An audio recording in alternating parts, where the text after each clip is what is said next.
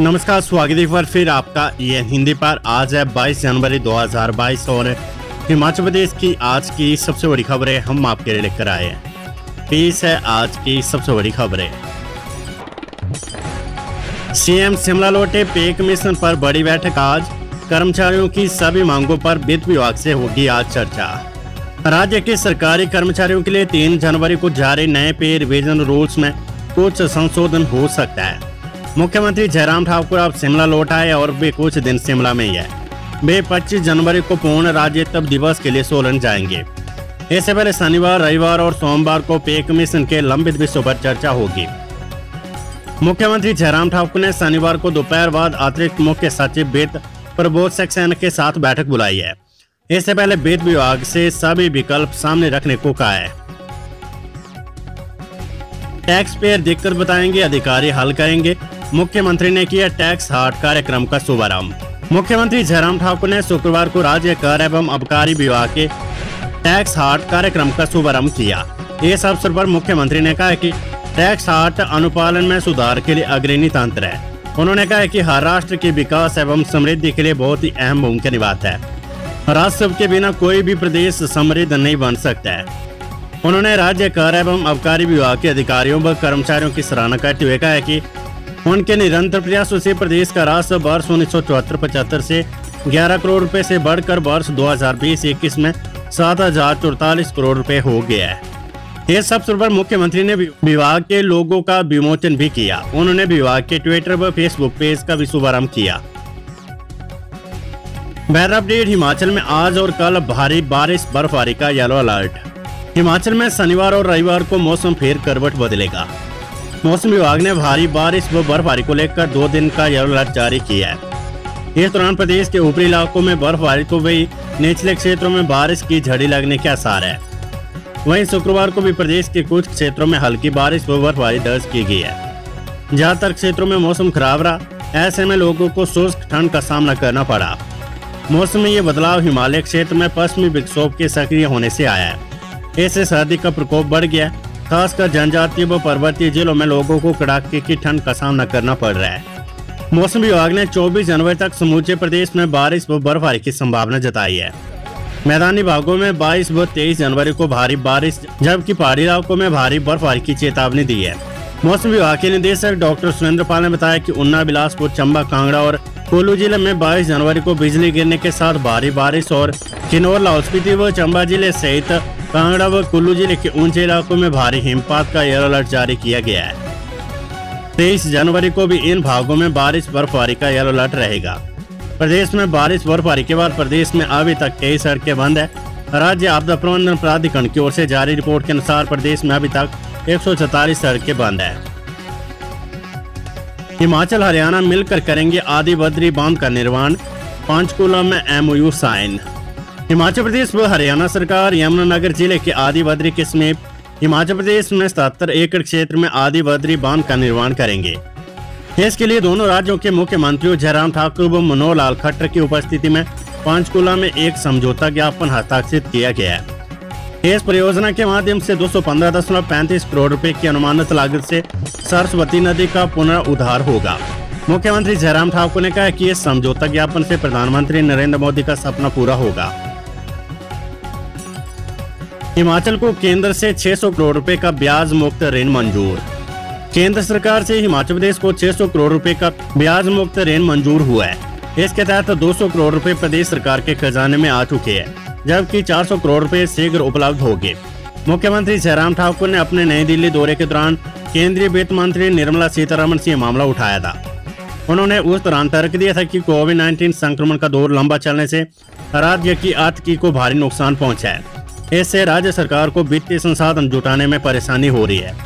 चालू वित्त वर्ष में सितंबर व दिसंबर में 100 करोड़ रुपए की 2 किस्तों में 200 करोड़ रुपए का ब्याज मुक्त ऋण प्राप्त हो चुका है। शेष राशि आगामी 2.5 माह के दौरान 400 करोड़ रुपए प्राप्त होने की संभावना है। बड़ी खबर। हिमाचल सरकार ने कर्मचारियों के तबादलों पर लगाई रोक। हिमाचल प्रदेश सरकार ने बजट सत्र की तैयारियों के बीच प्रदेश में कर्मचारियों और अधिकारियों के तबादलों व संयोजन पर रोक लगा दी है। कार्मिक विभाग ने इस संबंध में सभी प्रशासनिक सचिवों, विभागाध्यक्षों, मंडलायुक्त, उपायुक्तों और सभी निगमों बोर्डों के अधिकारियों को निर्देश भी जारी कर दिए।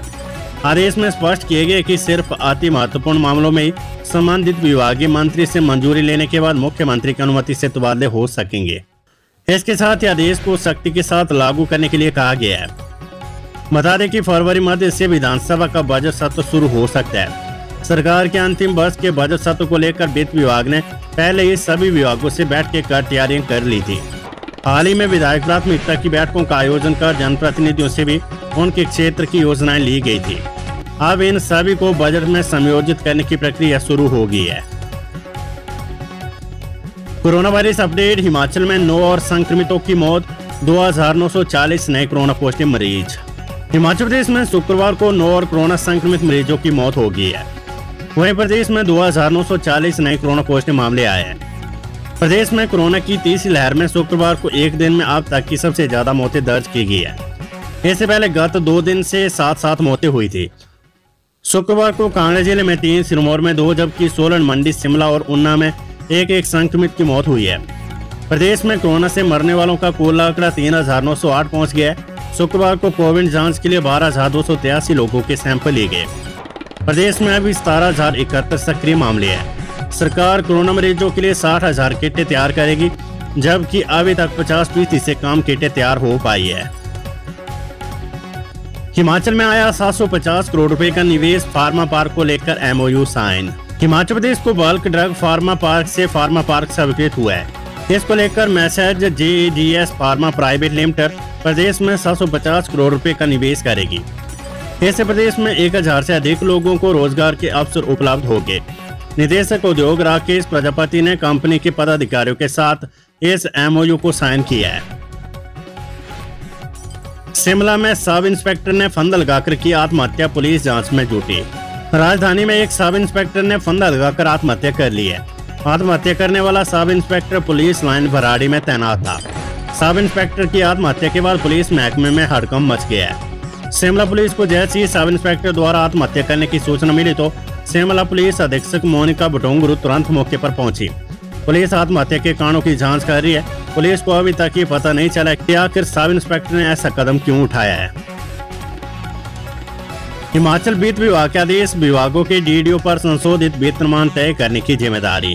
राज्य वित्त विभाग ने संशोधित वेतनमान का सही आंकलन कर इससे संबंधित दस्तावेजों को कर्मचारियों के सुझाव विकल्पों से तैयार करने की जिम्मेदारी अब विभागों के वित्त एवं आहरण अधिकारियों पर डाल दी है। शुक्रवार को वित्त विभाग ने इसके लिए 11 जनवरी के अपने आदेश को पलट दिया है। सोमवार को 11 जनवरी के उस आदेश को वित्त विभाग ने वापस ले लिया, जिसमें पे फिक्सेशन के लिए राज्य वित्त एवं लेखा परीक्षा सेवा अधिकारियों की जिम्मेदारी तय की गई थी कि वे इनकी बैटिंग कर जिला स्तर के या उपमंडल स्तर के कोषागारों को भेजेंगे। राजनीति। मुख्यमंत्री जयराम ठाकुर बोले, जल्दबाजी में कांग्रेस की गाड़ी की दुर्घटना न करवा दे मुकेश। मुख्यमंत्री जयराम ठाकुर ने कहा कि नेता प्रतिपक्ष मुकेश अग्निहोत्री जिस रफ्तार से गाड़ी में बैठ स्टीयरिंग पकड़ने और लोगों को चढ़ने के लिए आवाज लगा रहे हैं, वे जल्दबाजी में कहीं इस गाड़ी की दुर्घटना ही ना करवा दे। मुख्यमंत्री ने कांग्रेस की आंतरिक उठापटक को लेकर कहा कि कांग्रेस के भीतरपात को लेकर चल रही लड़ाई में हर नेता शामिल है। ऊना के संक्षिप्त दौरे में नेता प्रतिपक्ष CM के निशाने पर रहे।